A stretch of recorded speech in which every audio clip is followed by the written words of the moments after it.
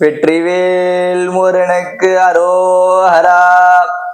எல்லாமல்ல கருணையின் கடவுளான சுப்பிரமணிய சுவாமியின் பேரர் கருணையினால் நாளைய தினம் தைப்பூச தினம்.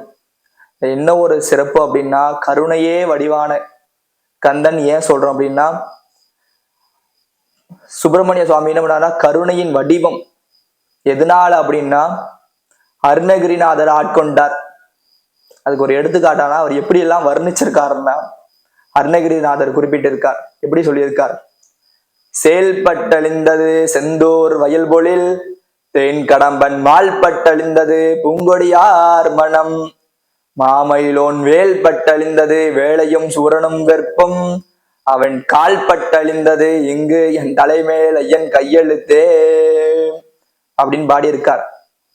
என்னன்னு எளிமையாக சொல்ல போனோம் அப்படின்னா, சாதாரணமா எல்லாருக்கும் புரியக்கூடியபடி சொல்லணும் அப்படின்னா, என்ன பண்ணியிருக்காராம், பிரம்மதேவர் இருக்கார் இல்லையா, தன்னுடைய தலையில பிரம்மதேவன் எழுதிட்டாண்டா அப்படின்னு சொல்றோம் இல்லையா, அந்த பிரம்மதேவர் என்ன பண்ணியிருக்காரு, அவர் எழுதின எழுத்தையே என்ன பண்றாருன்னா சுப்பிரமணிய சுவாமி என்ன பண்றாரு, அவர் காலால அழிச்சிடுறாராம்.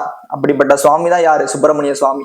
அவரை வழிபட்டோம் அப்படின்னா கருணையே வடிவானவர், கருணை மலையை பொழியக்கூடியவர் அவர் தான். திருச்செந்தூர்ல பார்த்தோன்னா போனோடனே பார்த்தோன்னா அவர் முதல்ல என்ன அறியும், கருணையின் கடலே அப்படின்னு போட்டிருக்கும். இதனால அவரோட ஆட்கொள்வார் எல்லாரையுமே சரி. ஏன் அப்படின்னா ஒரு சிறப்பான கடவுள். அவரை எதுவுமே அவருக்கு தேவையில்லை. மனசார தூயமான நல்ல ஒரு உள்ளத்தோட அவர் ஒரு பிரார்த்தனை செய்தாலே போதுமானது. ஏன் அப்படின்னா அவருக்கு என்ன அப்படின்னா, ஒரு எனக்கு இப்ப நான் சுவாமியை வழிபடணும் ஆசைப்படுறேன், என்னால முடியலை சுவாமி, நான் என்ன பண்ணுவேன் அப்படின்னா எதுவும் வேண்டாம். மனசார ஆத்மார்த்தமா கடவுளே நான் உன்னை வழிபடணும்னு ஆசைப்படுறேன், அவரை கோயிலுக்கு செல்லுங்கள்.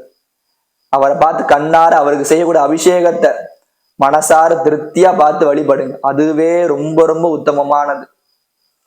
பார்த்து நீங்கள் திருப்தி அடைந்திருக்க அந்த ஆத்ம பசி அது பார்க்கும்போது என்ன பண்ணும் அப்படின்னா, கந்தா அப்படின்னு மனசு உருகணும். உருகும் போது என்னன்னா சுவாமிக்கு தெரியும் உங்களுக்கு என்ன கொடுக்கணும்னு சுவாமிக்கு தெரியும்.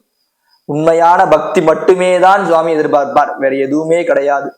ஆனால் நாளைய தினம் தைப்பூச தினத்தில் அனைவரும் ஆலயத்திற்கு சென்று எல்லாமல்ல கருணையின் வடிவான சுப்பிரமணிய சுவாமியை வழிபட்டு அவருடைய பேரு அருட்கருணையினால் அனைத்து செல்வங்களையும் பெற வேண்டும்.